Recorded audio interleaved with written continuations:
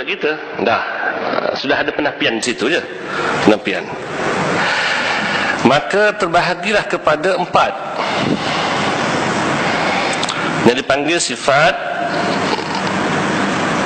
nafsiyah, sifat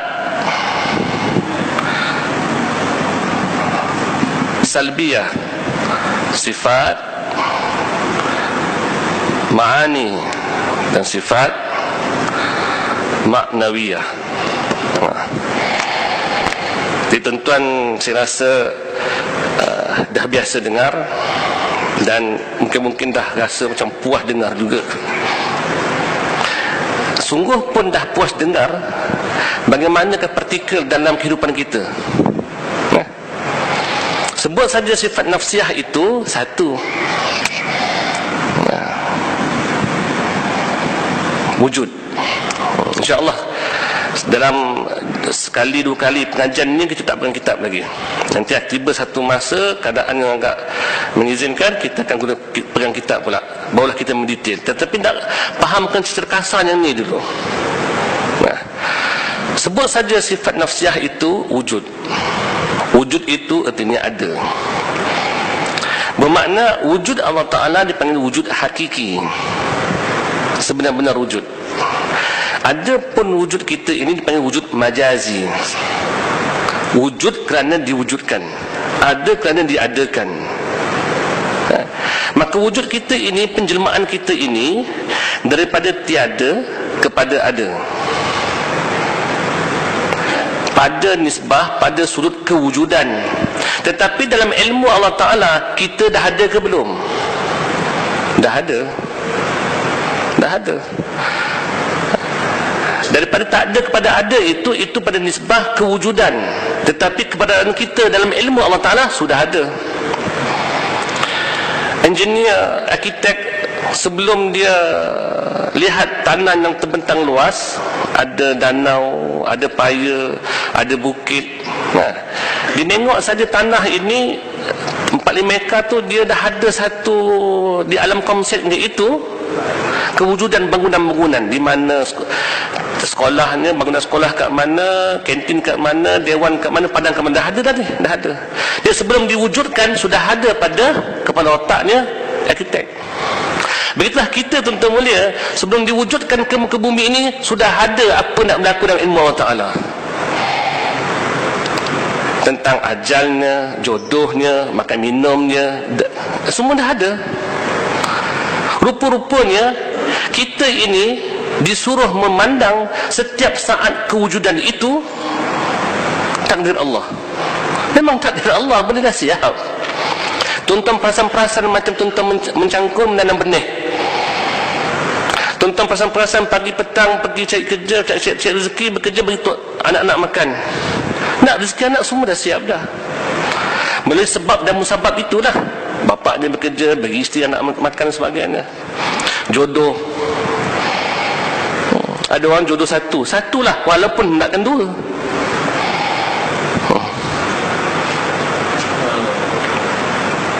Jadi kita sebenarnya kalau memaham takdir ini, kita akan jadi orang yang tenang, tak mengamuk, tak marah, redha saja.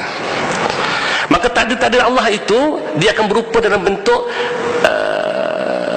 positif, ada benda bentuk negatif. Untuk apa? Untuk diuji kita ni, benar tak pemandangan kita. Kalaulah nikmat yang mendatang, kita disuruh bersyukur. Kalau balak yang mendatang, disuruh sabar. Kalau melihat kita melakukan ketaatan dan kesolehan, itu anugerah Allah, bukan dari pihak kita tu, benda dah siap dah. Kita cuma sekarang ini berada dalam takdir setiap saat sedang memperlakonkan ketaatan. Nah, itu dah memang di situ ditulis dah awal-awal lagi. Apabila namanya manusia diperlakukan maksiat dan mungkar, disuruh bertaubat. Itulah hamba Allah. Sekarang masalahnya kita menyembah Allah tidak membawa ciri-ciri watak hamba yang mengemis diri. Itulah ketandusan kita. Inilah ketandusan kita pada dalam peramalan kita. Tak ada sifat hamba diri. Baik. Bila sebut wujud, hakikat wujud Allah. Selain daripada Allah, dia panggil majazi, wujudnya majazi. Wujudnya bukan semati, wujudnya bukan sebenar-benar wujud. Dia hanya cermin sahaja, perumpamaan. Diri kita ni dan alam ini bagikan cermin buat Allah Ta'ala. Contoh, apabila kita berdiri depan cermin, dalam cermin ini ada satu lagi objek sama dengan kita. Kita pandang dia, dia pandang kita. Seolah-olah macam dia tu pandang, dia memandang. Hakikatnya memandang itu luar cermin ke dalam cermin? Luar cermin. Yang wujud itu, hakikat wujud tu, luar cermin ke dalam cermin? Luar cermin. Dan dalam cermin ni, dah. Ini adalah satu objek pantulan daripada luar cermin, bukan hakikat wujud. Maka yang memandang itu di luar, dalam ni tak memandang, dia menerima pantulan. Luar cermin angguk, dia pun angguk juga. Dalam cermin pun angguk juga. Bila bergerak-gerak ni kan tanda ada kuasa. Nak nyatakan siapa yang berkuasa, luar cermin ke dalam cermin? Luar cermin. Dalam cermin ni dah menerima pantulan perbuatan angguk itu. Assalamualaikum, angkat tangan, Assalamualaikum. Dalam cermin pun Assalamualaikum. Bersuara lah. Yang mana hakikat bersuara, luar cermin ke dalam cermin? Luar cermin. Bermakna semua hakikat itu, yang wujud itu luar cermin, bukan dalam cermin. Ini siapa ni pula ni? Ini pantulan daripada luar cermin. Dalam cermin ini datang daripada luar cermin, tetapi dalam cermin ini bukan luar cermin. Luar cermin pun bukan dalam cermin. Bermakna diri kita dan alam ini cermin buat Allah Ta'ala. Untuk apa? Untuk menyatakan siapa? Dirinya. Sama ada dalam bentuk positif ataupun negatif, baik ataupun buruk. Untuk menyatakan siapa? Menyatakan Allah. Allah Ta'ala, Nabi pun menyebutkan rukun iman yang kelima itu apa dia? Beriman kepada ketentuan baik buruk daripada Allah. Bermakna kalaulah kita lihat Allah menciptakan baik dan buruk, itu nak menyatakan dirinya yang tunggal. Wa khalaqnakum azwajan, akan menciptakan kamu berpasang-pasangan. Bermakna selain daripada Allah, semua yang berpasang-pasangan. Yang tunggal tu hanya Allah, yang esa tu hanya Allah. Maka lelaki, pasangan perempuan, itu makhluk. Bumi kita berpijak, langit kita berteduh, itu makhluk. Ada panas, ada sejuk, itu makhluk ciptaan Allah. Ada kulit, ada isi, ada jasad, ada roh, semua berpasang-pasangan. Tak ada tak berpasangan, semua berpasang. Nak menyatakan itulah makhluk. Hikmahnya berpasangan itu nak menyatakan Allah, aku saja yang tunggal. Aku saja, tak ada siapa serupa dengan aku. Nanti kita akan sentuh tentang sifat salbiyah, mukhalafatuhu ta'ala lil hawadis. Bersalahan Allah Ta'ala itu dengan sesuatu yang baru. Ya? Jadi Allah ciptakan baik, Allah ciptakan buruk. Itu pasangannya. Justru itu jangan dimarah-marah dengan buruk itu. Jangan. Buruk itu adalah satu hikmah supaya kita tetap untuk memandang Allah. Diuji kita ni sebenarnya. Kalau dah tahu baik buruk datang pada Allah, bermakna pencipta itu baik kan? Pencipta itu ada sifat penyayang, sifat pengasih. Maka Allah cipta dengan sifat kasih sayangnya, baik ataupun buruk. Hatta neraka sekalipun Allah cipta dengan kerahmatan dia, dengan kasih sayang dia. Bukan Allah nak campakkan kita terus dalam neraka, tidak. Seorang bapa menyimpan rotan, menggantung rotan dalam rumah, gantung ya. Adakah bapa itu dituduh zalim? Tidak. Itu sebagai pengantar. Engkau tak semayang, nampak tu, nampak tak? Nampak tak? Nah, itu. Tanda apa tu? Tanda zalim, tanda kasih. Tanda kasih. Si ibu meminta telinga anaknya bawa masuk ke rumah maghrib, main lagi ya, main lagi ya. Zalim ke kasih? Kasih. Maka rupa-rupanya Allah ciptakan neraka itu tanda kasihnya. Engkau jangan tak sembahyang, itu nampak neraka, nampak tak? perantaraan diturunkanlah utusannya, Rasul dan Nabi menceritakan tentang hal ini. Baik, setelah kita faham konsep ini, perumpamaan Allah tu dia menciptakan kita ini sebagai cermin untuk dirinya dikenali. Baik, wujud ini memang kita sebut sifat, dalam pengajian sebut sifat, tetapi dia bukan sifat seperti sifat ma'ani, sifat yang ada dan bertakluk kepada zat Allah Ta'ala. Dia adalah nak ceritakan nafsiah ini, wujud ini, nak ceritakan tentang halnya Allah. Contoh pen ada, pen wujud bahasa Arab ada bahasa Melayu, pen ada. Nak tanya mana ada tu? Ini pen, ini tudung pen. Yang ada tu mana? Mana? Ini tudung pen, ini mata pen, ini batang pen, ini kepala dia, ini punggungnya pen. Yang ada tu mana ada? Cuma faham saja kan, nak ceritakan halnya.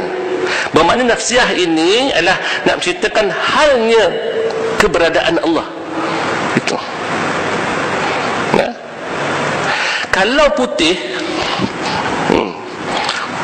whiteboard, papan putih, papan tu zat, dirinya papan. Adapun putih itu sifat. Maka sifat dengan papan takkan boleh berpisah. Maka putih dia kena ada di papan. Itu sifat ma'ani. Seperti sifat ma'ani, kuasa. Kuasa itu adalah sifat yang bertakluk pada zat Allah Ta'ala. Maka zat yang bersifat. Kalau Allah izinkan dibukakan hijab, kita boleh lihat zat Allah Ta'ala, kita boleh lihat sifat Allah Ta'ala itu. Tetapi sifat nafsiah ini dia dibangsakan wujud, hanya nak ceritakan tentang halnya keberadaan Allah. Maka keberadaan Allah Ta'ala itu ialah adanya wujudnya Allah Ta'ala itu tidak dikeranakan dengan sesuatu kerana, tidak dikarenakan oleh dengan sesuatu kerana. Adapun wujud kita dikeranakan dengan sesuatu. Sebab adanya ayah dan ibu, wujudlah kita. Ayah ibu kita dikarenakan ada moyang kita, wujudlah ayah kita. Seterusnya begitulah penciptaan kita, berantai-rantai hinggalah Nabi Allah Adam AS. Asalnya tiada semua diwujudkan disebab kerana sebab tertentu. Adapun wujud Allah Ta'ala tidak diadakan. Adapun wujud kita ni diadakan, cipta. Baik, salbiah. Apa tu sifat salbiah? Salbiah ini ada 5 sifat. Salbiah ini sifat-sifat yang akan disebutkan ini, dia nak ceritakan tentang menafikan Allah Ta'ala itu tidak serupa dengan makhluk. Tuan-tuan pegang 5 perkara, kemah dah. Sebab itu ulama-ulama ahli sunnah wal jamaah mengajak kita memahami akidah ahli sunnah wal jamaah ini. Pengajian sifat 20 ni, orang awam pegang kemas-kemas, insya-Allah akidahnya jernih, hening, suci, bersih, takkan kesamaran. Maka sifat sabiah ni, saya ulang sekali lagi, dia nak ceritakan tentang sifat sabiah ni, sifat nak menafikan Allah Ta'ala itu super makhluk. Pertama adalah Qidam. Qidam itu awal tiada permulaan. Allah itu awal tiada permulaan. Maknanya faham pada akal. Dia bukan sifat yang melekat ataupun yang berada pada zat Allah Ta'ala. Tapi yang ceritakan Qidam ini, kefahaman kita faham bahawa Allah itu dia awal tiada permulaan. Selain daripada Allah, semua ada permulaan. Sedia tu bahasa Melayu kita, awal tiada permulaan. Yang keduanya baqa. Baqa itu kekal. Kekal tiada kesudahan. Adapun selain daripada Allah itu, ciptaannya itu dia tidak kekal. Namun ada juga makhluk Allah setelah diciptakan ada sifat kekal. Maka kekal itu ada 2. Satu dipanggil kekal hakiki, kedua dipanggil kekal aridi. Kekal hakiki, kekal yang sebenar-benar kekal, yang mana kekalnya itu tiada awal pada kewujudannya. Adapun kekal aridi, kekalnya mendatang. Arid ini mendatang. Asalnya tak ada sifat kekal, sebab tak diwujudkan. Setelah diwujudkan, baru ada sifat kekal. Antaranya apa? Syurga. Tiada. Setelah diadakan, barulah dikekalkan. Maka sifat kekal ini bukan kekal aridi, kekal yang mendatang, sebab diwujudkan. Syurga dan nikmat syurga kekal selama-lamanya, dan penghuni syurga pun kekal selama-lamanya. Neraka itu kekal selama-lamanya. Azab neraka kekal selama-lamanya. Penghuni neraka ada dua pencerahan dia. Pertama, namanya kafir, matinya kafir, kekal selama-lamanya. Dan orang yang Islam murtad daripada agama Allah Ta'ala, masuk neraka kekal selama-lamanya. Ada golongan yang kedua pula, dia masuk neraka tapi dia keluar balik. Siapakah itu? Orang Islam, Muslim. Kaedah kita di sini, setiap orang Islam itu pastinya masuk syurga, walaupun mafia nombor 1 sekalipun, pasti masuk syurga. Namanya Islam, cuma dipanggil Muslim asi, Muslim yang bermaksiat dengan Allah. Orang Islam yang bermaksiat dengan Allah Ta'ala. Dikarenakan dosa-dosanya, dia dimasukkan dalam syurga, dalam neraka. Kita ni tuan-tuan mulia, dua keadaan. Menghilangkan dosa itu sama ada dengan bertaubat, dengan lidangan air mata, dan keduanya dengan bakaran api neraka. Sekarang nak pilih yang mana? Kalau bertaubat daripada dosa, sekarang lah waktunya ni. Kalau tak sempat bertaubat, tunggu saja di akhirat besok. Cara menghilangkan dosa itu dengan bakaran api neraka. Dosa banyak macam mana pun, pasti setelah dimasukkan neraka, pastinya akan dikeluarkan. Sebab apa? Dalam dirinya itu ada kalimah La ilaha illallah Muhammadur Rasulullah. Itulah kunci syurga. Kunci syurga. Nah, justru itu, sejahat-jahat orang Islam, sejahat mana pun, masih mulia kedudukannya daripada orang kafir. Justru itu jangan angkat sangat orang kafir ya, orang Islam tu. Nah, jadi kaedah kita di sini, setiap orang Islam pastinya masuk syurga, tetapi bukan setiap orang Islam itu bebas daripada api neraka. Kenapa masuk neraka ni? Dah dosa-dosa, bakallah dulu, lepas tu nanti keluar.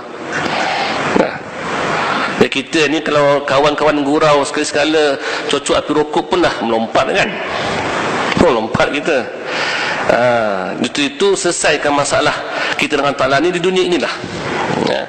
Jadi faham kita di sini, kekalnya neraka, kekalnya syurga itu kekal aridi, kekal yang mendatang. Setelah diwujudkan, baru ada datang sifat kekal. Jadi tiba soalan, permasalahan, boleh tak Allah Ta'ala membinasakan syurga dan neraka? Jawapannya dalam dua bentuk. Pertama, pada hukum akal, Allah yang berkuasa itu, dia dah juga sifat berkehendak. Kalau dia berkehendak, maka dengan kekuasaannya dia boleh membinasakan syurga dan neraka. Boleh pada hukum akal. Tetapi pada hukum syarak, Allah kekalkan neraka dan syurga itu sebagai tinggalkan satu bukti yang mana telah berjanji dalam Al-Quran, khalidina fiha abada, kekal dia selama-lamanya dalam syurga dan neraka. Maka sebagai satu bukti nak menyatakan janji Allah Ta'ala itu, maka Allah pun kekalkan sampai bila-bila pun. Baqa mukhalafatuhu lil hawadis,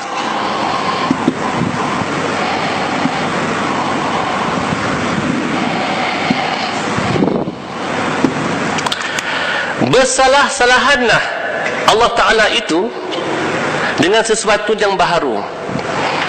Selain daripada Allah semuanya baru, dan kita ni setiap saat baru.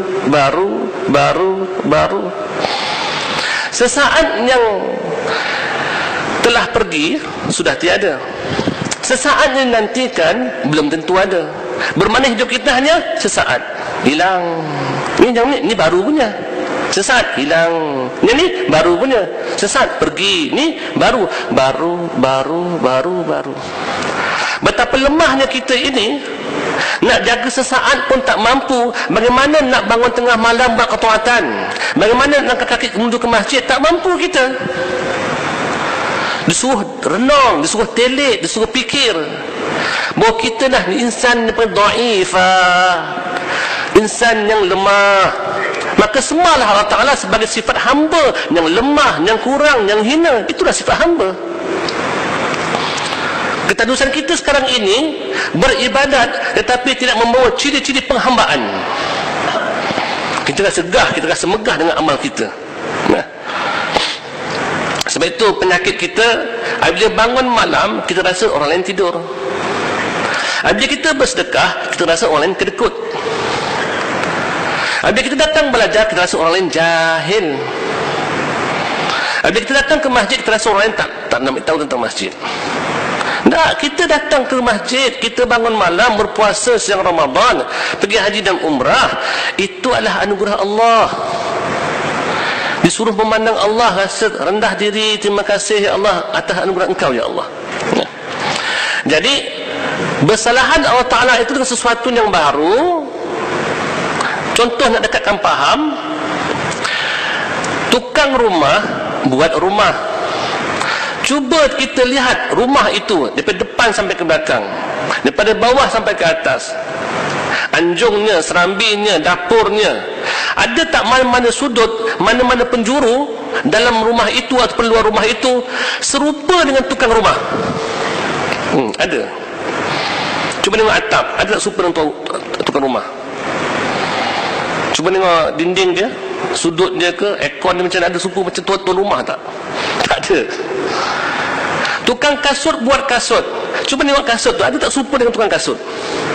Tak serupa. Justru itu fahamlah kita, Allah Ta'ala ciptakan makhluknya, selama mana pun makhluk takkan serupa dengan Allah, Allah tak serupa dengan makhluk. Justru itu tentang ayat-ayat mutasyabihat, ayat-ayat yang kesamaran dalam Al-Quran dan hadis yang mengatakan yadullah fawqa aydihim, tangan Allah bersama di atas tangan-tangan mereka itu. Maka tangan itu perlu diolahkan satu makna penterjemahan yang menampakkan, menyucikan Allah serupa dengan makhluk. Kalau kita ambil bulat-bulat tangan, nanti kita sangka Allah ada tangan. Kalau kita kata Allah, baca Al-Quran wajhullah, wajah Allah, nanti kita sangka Allah ada wajah. Bermulalah kita punya fantasi, khayalan kita memikir-mikir Allah bagian begitu. Tak, Maha Suci Allah SWT tidak bagian, tidak begitu. Bukan bentuk cahaya, bukan bentuk objek, tidak. Takkan sama sekali makhluk itu serupa dengan pencipta, takkan sama sekali. Nah. Yang keempat, qiyamuhu binafsi. Berdiri Allah Ta'ala dengan sendiri. Ini terjemahan kita, berdiri. Jangan cuba-cuba fikir, khayalkan tentang berdiri seperti saya berdiri ini. Tidak. Berdiri Allah Ta'ala dengan sendiri dengan makna apa? Tidak berhajat. Tidak berhajat. Tidak berhajat Allah Ta'ala itu kepada mana-mana makhluk. Bahkan makhluklah yang berhajat pada diri dia. Itu adalah Allah Ta'ala. Itulah Tuhan. Kalaulah dikatakan Tuhan, dia tidak berhajat pada mana-mana makhluk, dan makhluk pun tak berhajat dengan dia, itu bukan Tuhan. As-Samad artinya apa? Tempat berhajat, tempat pandang, tempat penggantungan, tempat pengharapan. Maka Allah Ta'ala itu dia tidak berhajat pada mana-mana makhluk, bahkan makhluklah yang berhajat pada dirinya. Dan yang kelima, wahdaniyah, Esa, tunggal. Di sini perhati betul-betul. Penting sangat-sangat. Tunggalkan Allah, esakan Allah pada zat yang ada zat hanya Allah. Wujud kita ni bayangan sahaja. Esakan Allah pada sifat-sifatnya. Yang bersifat hanya Allah, yang berkuasa hanya Allah, pemilik tunggal yang berkuasa hanya Allah, pemilik tunggal sifat berkehendak hanya Allah, pemilik tunggal sifat hidup hanya Allah, pemilik tunggal sifat mengetahui hanya Allah. Kalau guru yang mengajar ini rasa dia mengetahui ilmunya, maka dialah syirik pada Allah Ta'ala. Dia kena nafikan, dalam mengajar kena nafikan, aku tak pandai, aku ni hanya menerima pantulan daripada sifat Allah. Justru itu hakikat sebenarnya. Tuan-tuan kalau lihat seorang alim, tuan-tuan sanjung dia, hormatinya, tapi sanjung itu sebenarnya memuji dan mentazimkan, mengagungkan Allah SWT yang bersifat ilmu itu. Barulah pantulan itu benar. Adab guru, murid dengan guru dihormati. Tapi pada hakikat sebenarnya menghormatkan Allah, menghormati Allah, menyanjung Allah, mengagungkan Allah. Nanti lepas kita masuk sifat ma'ani ya. Jadi tunggalkan Allah. Yang bersifat kuasa hanya Allah, kita tidak berkuasa. Yang berkehendak hanya Allah, kita tidak berkehendak. Wahdaniyah, esa Allah Ta'ala pada af'al, pada perbuatan. Bermakna yang mempunyai perbuatan hanya Allah. Wallahu khalaqakum wa ma ta'malun. Dan Allah ciptakan kamu dan apa yang kamu kerjakan. Yang menggerakkan, yang melakukan, yang memperbuat kita berjalan ke masjid, siapa dia? Allah. Yang membangunkan kita tengah malam, Allah. Yang menggerakkan lidah kita, melakonkan lidah kita bergerak membaca Quran, zikir, Allah. Ada tak sesuatu yang bukan daripada Allah? Cuba fikir sejenak. Ada sesuatu yang bukan daripada Allah? Tak ada. Semua daripada Allah. Maka kita nak ilmu ini dipartikelkan dalam setiap napas turun naik. Barulah kita lihat di situ kehebatan, keagungan Allah SWT. Setelah nampak Allah tu maha mulia, baru terasa hina diri. Bila melihat Allah tu maha besar, maha hebat, baru rasa kerdilnya diri. Bila melihat Allah yang maha sempurna, baru rasa kekurangan diri. Barulah nama hamba Allah, barulah dia rokok sujudnya tu sebagai hamba Allah. Baik, esakan Allah pada zat, esakan Allah pada sifat, esakan Allah pada perbuatannya. Bermakna lima sifat ini qidam maqa mukhalafatu ta'ala lil hawadis qiyamun bi nafsi wahdaniyah dipanggil sifat salbiyah. Sifat yang mana? Sifat yang hanya faham pada akal. Allah tidaklah sedemikian lawannya itu. Allah tidak ada permulaan, Allah tidak ada pengakhiratan, Allah tidak ada menyamai dengan mana-mana makhluk. Allah Ta'ala itu tidak digagahi, dan Allah itu tidak berbilang-bilang lawannya, mustahil sama sekali. Maka sifat salbiyah ini dipanggil sifat yang nak menafikan Allah Ta'ala itu serupa dengan makhluk. Maksud yang ketiga pula, ma'ani. Sifat ma'ani ini ada 7. Qudrah, iradah, ilmun, hayah, sama, basar, kalam. Ini wujud nak ceritakan halnya keberadaan Allah. Yang ni pula menceritakan tentang faham pada kita Allah tak serupa dengan makhluk, hanya pemahaman sahaja. Adapun ma'ani ini, inilah sifat yang sebenar-benar sifat yang mana takluknya pada zat. Takluknya pada zat. Maksudnya diri Allah Ta'ala yang bersifat kuasa. Maka kita kena i'tiqad bahawa yang berkuasa hanya Allah. Pemilik tunggal sifat kuasa hanya Allah. Iradah, berkehendak. Yang berkehendak tu Allah. Fa'alul lima yurid. Dialah pembuat daripada apa yang dia kehendaki. Justru itu, dan fahamlah kita di sini, kita kena redha dengan Allah Ta'ala apa hal pun. Ketepikan keinginan kita, letaklah diri ini di bawah keinginan Allah. Terimalah. Kata hamba Allah, Ketepikan keinginan kita, duduk dalam keinginan Allah. Kita kalau boleh nak sihat saja, tapi sakit tak? Sakit. Kita kalau boleh tak ada masalah apa-apa pun, tapi banyak masalah tak? Memang banyak masalah pun. Kita kalau nak senang saja, ada susah. Redalah setiap saat itu. Tadi dah faham kan bahawa dalam ilmu Allah dah siap kan jodohnya, ajalnya, makan minumnya, rezekinya, semua dah siap. Cuma kita suruh memandang saja. Kita ada pandangan basar. Basar dengan basirah. Basar ni pandangan kasar. Maka satukan pandangan kasar dengan pandangan mata hati. Basirah mata hati, pandangan mata hati. Maka satukan. Walaupun mata kita melihat matahari, tapi batin kita melihat pencipta matahari, dia itu hidup. Manakan mungkin si mati boleh menciptakan matahari? Walaupun mata kasar kita memandang bahawa matahari, tetapi mata batin kita mentafsirkan bahawa pencipta yang hidup tu mesti berilmu. Di saat itulah setiap apa yang kita pandang, semuanya ada poin, ada pahalanya.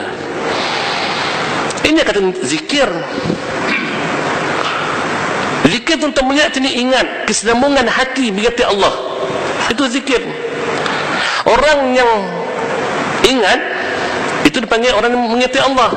Orang yang menyebut belum tentu lagi dia kata sebut Allah, ingat Allah. Mungkin tidak, lidahnya menyebut tapi batinnya tidak bersama Allah. Tetapi orang yang batin bersama Allah, sama ada dia menyebut ataupun tidak, senyap saja, tapi batin menang terus memandang Allah. Maka itulah setiap napasnya itu berpahala. Walaupun zahirnya duduk terlantar di rumah, pakai pampers 3 tahun di rumah, tak ke masjid, tak ke mana sebagainya, tapi berpahala terus tu. Sabar, redha, pahala terus. Orang yang sakit terlantar di rumah, pakai pampers 3 tahun tak keluar, itu ada riak tak? Sakit tu ada riak tak? Tak ada. Ujub bangga diri? Tak ada. Sum'ah? Tak ada. Takabur? Mana ada orang sakit kau takabur? Poin dia diperlukan sabar, redha, pahala terus, meningkat cepat makrifatnya mengenal Allah Ta'ala. Ada pun orang di masjid, rukuk sujudnya itu sentiasa dihinggapi, diserangi dengan penyakit riya, sum'ah, takabur dan sebagainya. Jadi ruang ataupun lorong untuk merapatkan diri pada Allah, untuk sampai pada Allah, bagaikan nafas banyak itu, bagaikan nafas turun naik. Itu tuan-tuan, kalau kita berzikir, jangan sangka zikir kita sampai pada Allah Ta'ala. Ada orang boleh sampai dengan puasa, ada orang boleh sampai pada Allah Ta'ala, dekat dengan Allah Ta'ala dengan menanggung keperitan hidupnya. Gajinya kecil, duduk di lumpur, anak 7 orang, isteri seorang, gajinya 1,500. 1,500 ni kaya ke? 1,500 ni, ini bukan tahun 80-an. 1,500, 3,000 pun sakit sekarang ni. Makin miat naik lagi sakit. Tetapi kalau dah memandang Allah Ta'ala itu, naiklah, takkan rasa sakit. Dia akan bayar saja terus. Masa waktu ya, InsyaAllah kita akan sambung nanti, bahawa fokuskan bahawa kita sedang cerita sifat ma'ani. Sifat ma'ani lah sifat yang mana wujudnya ada pada diri Allah Ta'ala itu. Jadi bila kita sebut saja sifat ma'ani, 7 sifat ma'ani ini, kudrat, iradah, ilmu, sama besar kalam, bahawa ini sifat Allah. Kalau dah kita kata sifat Allah, kudrat tu, kuasa itu sifat Allah, janganlah mengaku diri berkuasa. Kalau kita rasa kita berkuasa, bermakna kitalah penyekutu Allah. Bermakna dua pihak berkuasa, satu Allah, satu kita. Itulah syirik nama dia. Ini yang dikatakan wahdaniyah, Esa, tunggalkan Allah pada sifat. Yang bersifat hanya Allah. Kita tidak bersifat, kita dipersifatkan saja, menerima pantulan sifat Allah. Sebenarnya wa fi anfusikum afala tubsirun, pada diri engkau itu kenapa kamu tak renung? Bila kita nampak kita bergerak, nak nampak kuasakan siapa? Kuasa Allah.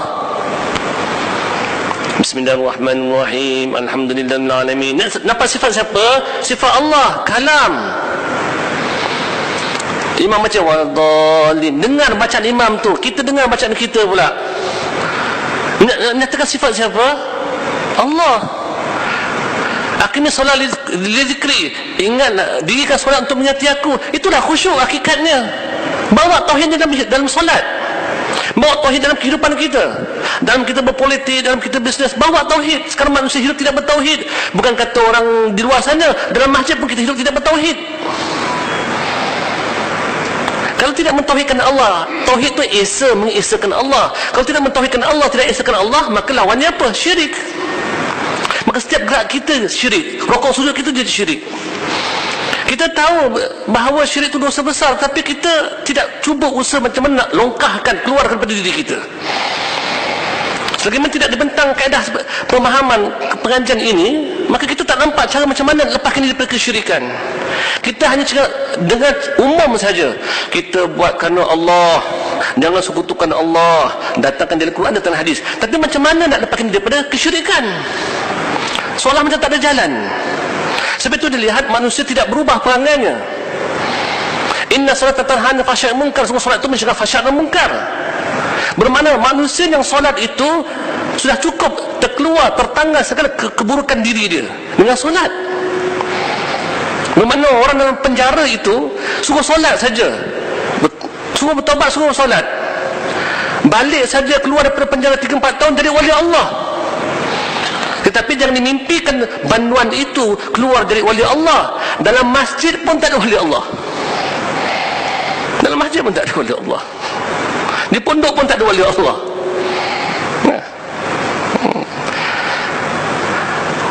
Ada wali Allah, hanya orang ahli sajalah mengenal. La ya'rifu wali illa wali. Tiada yang mengenal wali melainkan wali juga. Tiada la ya'rifu jawhara illa jawhara. Tiada mengenal permata melainkan permata juga. Ahli sama ahli kenal. Macam orang kaki burung kan, kaki mancing, mana pergi pindah mana pun mesti ada kawan dia tu kan? Bawa dukung anak-anak jalan naik motor, dengar bunyi burung patah balik, bang, wah sedap suara burung ni. Anak ahli pun, ahli dia pandai, sedap suara burung ni bang. Ada pergi mana-mana bang? Ada jugalah, kadang-kadang tu dalam 2 bulan 3 bulan sekali ada pergi ke Penang, pergi ke Kelantan, pergi ke Johor main burung terkukur ni. Saya pun ada juga burung terkukur. Betul ke? Antum duk bual rapat terus, ngam terus, tak kira sama lepas haftu amno, bab burung beres. Macam bola kan, bola bola ni apa parti pun dia boleh duduk satu stadium, tak kisah. Dan memang begitu, tak dinafikan, boleh je satu tim, ya, JDT. Baik, ilmu mengetahui. Sifat siapa mengetahui ni? Allah. Kalau si alim tu rasa dia yang tahu ilmu dia, maka dia pun terbelenggu dengan kesyirikan. Macam mana guru yang syirik nak bebaskan anak murid daripada kesyirikan? Mustahil. Banduan duduk dalam penjara, ajak kawan-kawan, jom keluar, jom keluar. Nak keluar macam mana? Kau pun duduk dalam penjara juga, nak keluar macam mana? Jadi guru pun kena dia mengajar orang faham. Dah, dia tak fahamkan orang. Sebab itu kadang-kadang waktu guru mengajar tak faham, selepas pengajian baca kitab sorang-sorang, baru faham apa guru yang mengajarkan. Kadang-kadang kehidupan kita harian, diduga hujan, baru faham ustaz mengajar suruh sabar itu kenapa suruh sabar, baru dapat pahala. Baru faham kenapa Allah beri sakit. Yalah tuan-tuan, ketika sihat dengan sakit, manakah waktu kita bulat hati dengan Allah Ta'ala berdoa? Waktu sakit. Waktu kita, anak kita ada buat masalah besar, betul, masalah kecil, masalah besar, baik perempuan baik lelaki ni buat masalah besar, dekat mana kita boleh tergerak bangun malam tu? Waktu masalah itu adalah. bangun malam doa kan, angkat tangan, ya Allah, nitik terus air mata. Tapi kalau tidak ada masalah, tidak ada dugaan, doa pun Rabbana atina fid dunya hasanah wa fil akhirati hasanah wa qina adzabannar. Itu doa kita sebab tak ada masalah, tak diuji. Dan cepat sangat hantar cucu. Dulu sibuk lepas subuh nak hantar anak sekolah, dah pencen-pencen sibuk hantar cucu pula. Nasib dah, itu dah tak ada begitu, macam mana? Doa pun ringkas lagi dah, bukan Rabbana atina fid dunya hasanah lagi dah. Ya Allah, macam biasa, ya Allah, amin, dah jalan.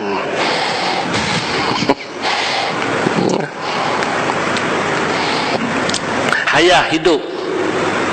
Kita bergerak-gerak ni, rokok sujud kita ni, angkat takbir ni, nak tanda, nak menunjukkan Allah yang hidup. Kita kan pantulannya saja, menerima pantulan hidup itu. Sama mendengar, melihat, berkata, mana mungkin pencipta yang maha hebat itu mencipta makhluk yang boleh melihat, mendengar, berkata-kata sedangkan dia pekat di sunan tuli? Mustahil. Lupa penat menyatakan siapa? Berapa ramai yang ada mata tapi tak boleh melihat, berapa ramai yang ada telinga tak boleh melihat, tidak boleh mendengar, berapa ramai yang ada lidah tapi tidak boleh berkata-kata. Bermakna lidah ini alat perhiasan manusia, telinga alat, mata ni alat. Kalau Allah tak izinkan, tidak mempersifatkan mata dengan melihat, dia takkan melihat.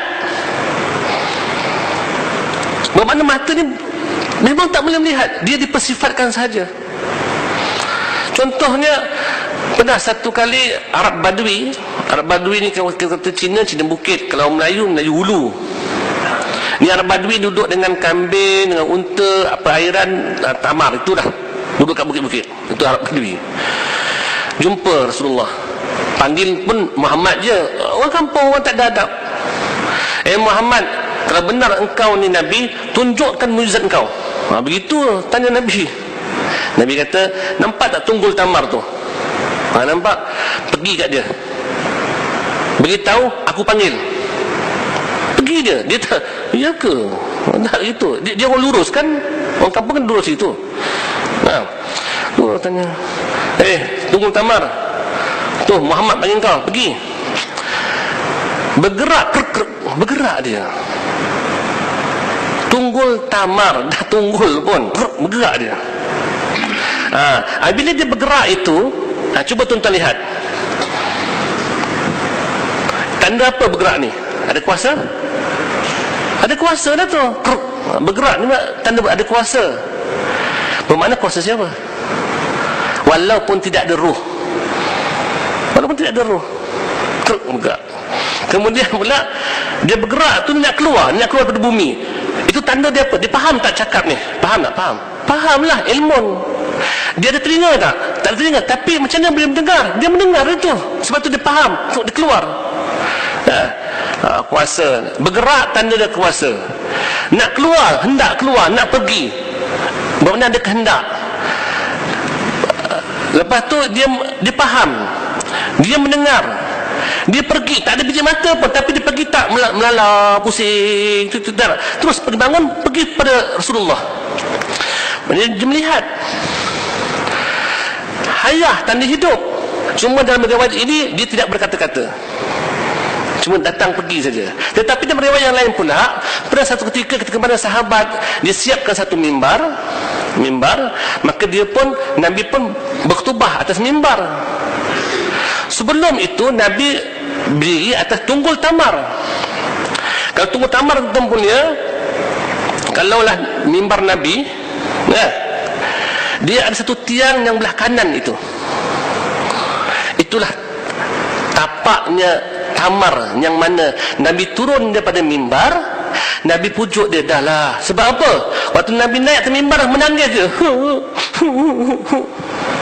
Sedih. Dulu waktu tak ada mimbar, Nabi duduk atas dia, seronok. Dah ada mimbar, Nabi datang pujuk, dah lah, tak apalah, sabarlah. Diam je. Itu bahasa dia.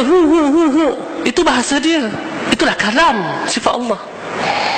Jadi tuan-tuan kalau ada peluang antara mimbar Nabi, Raudah, mimbar Nabi belah kanan tiang tu, ambillah berkat semayang kat situ. Beri semangat sikit pergi umrah ya. Dah lama tak pergi umrah, pergi umrah. Jangan sampai lekang 5 tahun tak pergi umrah ya. Ada duit? Tidak.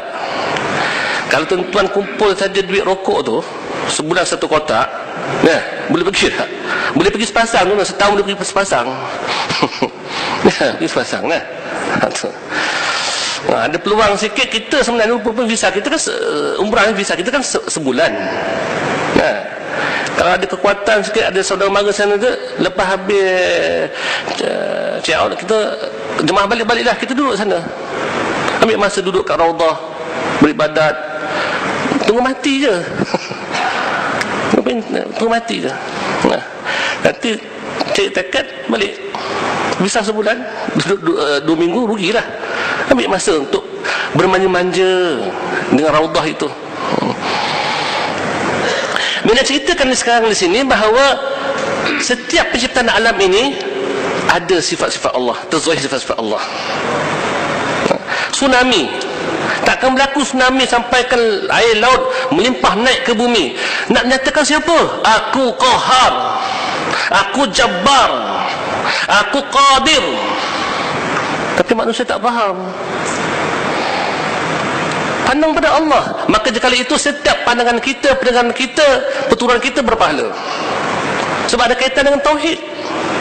Nah, jadi inilah cara yang tuan-tuan mulia, setelah kita faham sifat ma'ani ini, sifat Allah Ta'ala. Tetapi sifatnya ini, tujuh ini, kudrat, iradat, ilmu, sama besar kalam, ada kesannya, ada bekasnya pada diri kita dan alam ini. Kuntu kanzan makhfiyan fa'aratu an ura fa'khaltu khalqa li'arfuni.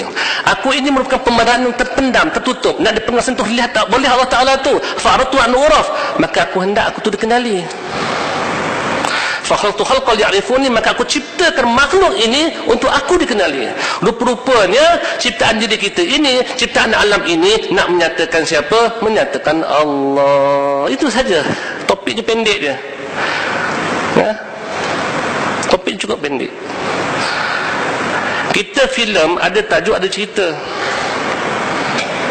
Apatah tajuk hidup kita ni? Filem ada tajuk, ada cerita.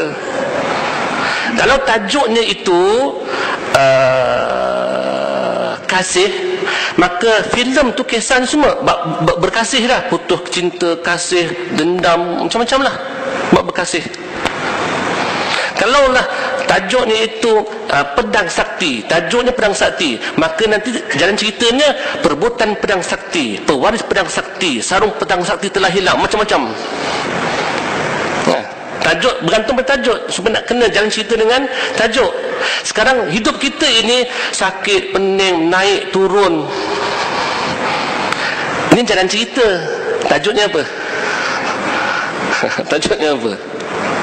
Tajuknya Allah. Itulah tajuk dia. Sakit, siapa sakitkan? Allah. Sembuh, siapa jalan cerita sembuh? Siapa sembuhkan? Allah. Senang, Allah. Susah, Allah. Baik, Allah. Buruk, daripada Allah juga. Ada sesuatu perkara bukan daripada Allah? Tidak. Jadi kita fahamkan, ini jalan cerita kita ni. Anak degil, minyak naik, GST lagi, budak-budak muda sekarang dah kurang hajar, main pepek motor depan rumah kita kan. Ini jalan cerita kita. Lepas tu pula dengan mak mentua tak ngam, dah nak mati dah, tak ngam dengan mak mentua, tak tahu apa hal. Perbutan harta pusaka dengan adik-beradik tak bertegur, abang buat kenduri adik tak datang, adik buat kenduri abang tak datang kan. Ini jalan cerita kita ni. Tajuknya apa? Allah. Boleh sempurna perjalanan kita sebagai hamba Allah. Jadi ulama menyebutkan pengajian sifat 20 ni, inilah asasnya ilmu makrifat bagi orang awam. Kalau tak kenal Allah, sembah siapa? Kena rasakan bahawa ini penting amat-amat sangat. Yang menentukan amalan kita diterima atau ditolak. Fiqh menentukan amalan kita sah atau membatal. Sah, batal, okey. Tak mudah belajar fiqh. Tapi terima ke tidak? Belum tentu lagi itu. Maka tauhidlah mainkan peranan penting untuk amalan kita terima ataupun ditolak. Dia kaedah kita di sini, setiap amalan diterima Allah Ta'ala pastinya sah. Tetapi bukan setiap amalan sah itu diterima Allah. Jadi janganlah kita berpenat-penat dengan ibadat, rupa-rupanya balik ke kampung akhirat, bawa peti kosong, buka-buka tak ada. Macam mana tu? Letih.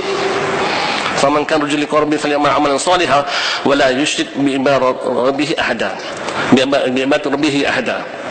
Bagi siapa yang berhendakkan untuk bertemu dengan Tuhannya, hendaklah dia beramal soleh. Apa cara amal soleh? Wala yusyrik, tidak menyekutukan ibadatnya dengan Tuhannya itu dengan sesiapa pun. Tak, ibadat untuk Allah saja. Sebab itu kita dah ajar usolli fardhu zuhri 4 rakaatin ada makmuman lillahi ta'ala. Nawaitu samadin lillahi ta'ala. Hingga kan mandi pun niatnya lillahi ta'ala. Mandi wajib. Yalah, ada orang selalu mandi wajib. Ada orang dah lama tak mandi wajib. Ikut masing-masing rezeki ya. Rezeki masing-masing itu. Dalam biar pencen kerja, jangan pencen mandi wajib. Itu dia. Lillahi ta'ala, dia tak sebut lil jannati firdaus.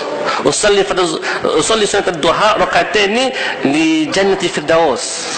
Saja aku sembahyang sunat duha 2 rakaat kerana syurga firdaus. Tidak.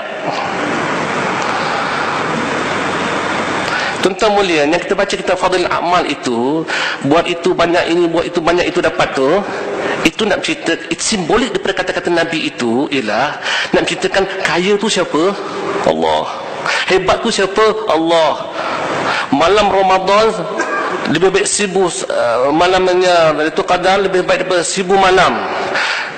Pahala berlipat kali ganda. Pahala fardu dengan 70 kali fardu. Yang amalannya sunat bagikan fardu. Nak cerita hebatnya siapa, kayanya siapa, murahnya siapa? Allah. Simboliknya Allah di sebalik itu. Sebab itu para sufi berkata, barang siapa mencari Lailatul Qadar, dia tidak akan bertemu Allah. Sebab Lailatul Qadar itu ciptaan Allah. Tetapi barang siapa mencari Allah, pasti akan bertemu dengan Lailatul Qadar. Maka Lailatul Qadar bagi orang seperti ini bukan pada 27, bukan malam-malam ganjil pada bulan Ramadan, tetapi siang dan malam setiap nafas turun naiknya Lailatul Qadar. Sebab apa? Yang dipandanglah hebatnya Allah. Bukan Allah hebat pada malam-malam ganjil Lailatul Qadar, tidak. Allah hebat tak terputus. Tak, hebat Allah mutlak. Siang malam sama di luar Ramadan ataupun dalam Ramadan. Sentiasa dari hamba Allah, rasa hebatnya Allah. Ini satu tip. Bila kita sebut nama Allah, bukan nak banyak, tapi sebut nama Allah, subhanallah, rasa kehebatan Allah. Itu tak sama dengan subhanallah, subhanallah, subhanallah, subhanallah, la ilaha illallah, la ilaha illallah, la ilaha illallah. Tak sama tu. La ilaha illallah. Disebut la ilaha illallah dengan penuh rasa lemah diri hebatnya Allah, dengan penuh rasa hinanya diri mulianya Allah, dengan rasa kerdilnya diri sempurnanya Allah. La ilaha illallah, la ilaha illallah. Di situ poin tu. Bermakna kita bukan nak kuantiti, tapi nak kualiti dia, mutu dia amalan. Kita bukan nak banyak rakaat, nak banyakkan mutu dia. Angkat takbir dengan penuh, menggetar Allahu Akbar, rasa hina diri, rendah diri, malu dengan dosa yang banyak menghadap Allah Ta'ala. Istilah maknanya sujud itu, di segi penistilahannya itu, sujud artinya tadarruk wa tazallul, rendah diri, hina diri. Tetapi adakah kita suruh hina diri ketika sujud saja? Tidak. Zahirnya kepala tak bawah, tapi batinnya tetap sujud setiap saat.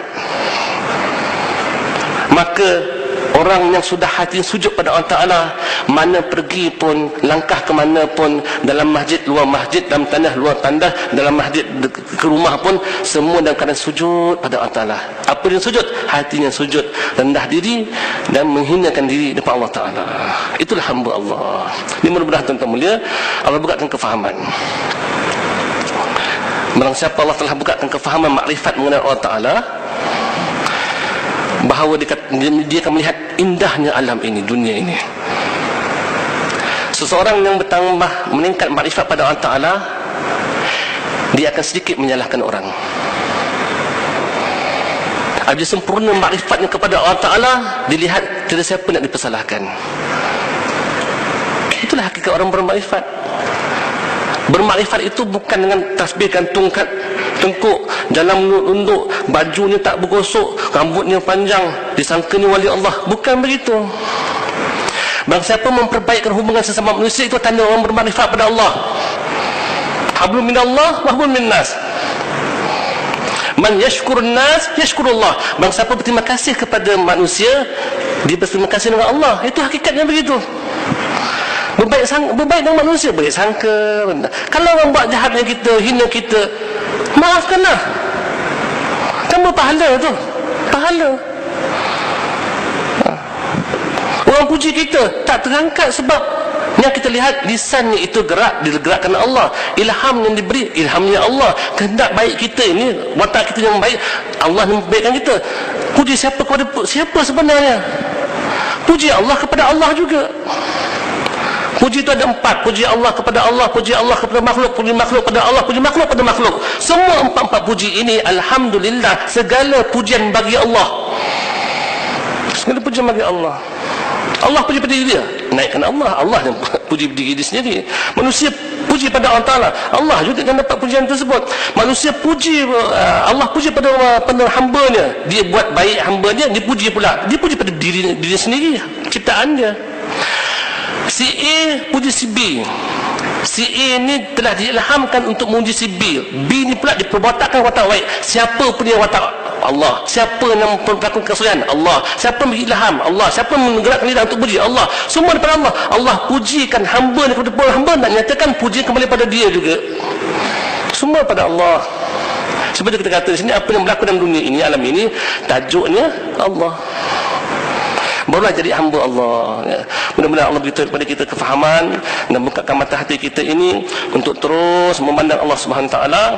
Kerana barang siapa buta di dunia, pasti besok buta di akhirat. Buta di mana? Buta pada pandangan mata hati. Jadi tuan-tuan jangan risau, kitab ada insya-Allah, tetapi bukan masa untuk pegang kitab. Kerana selalunya golek orang pegang kitab ini akan tinggalkan kitab setelah beberapa bulan. Akhirnya ustaz saya yang pegang kitab.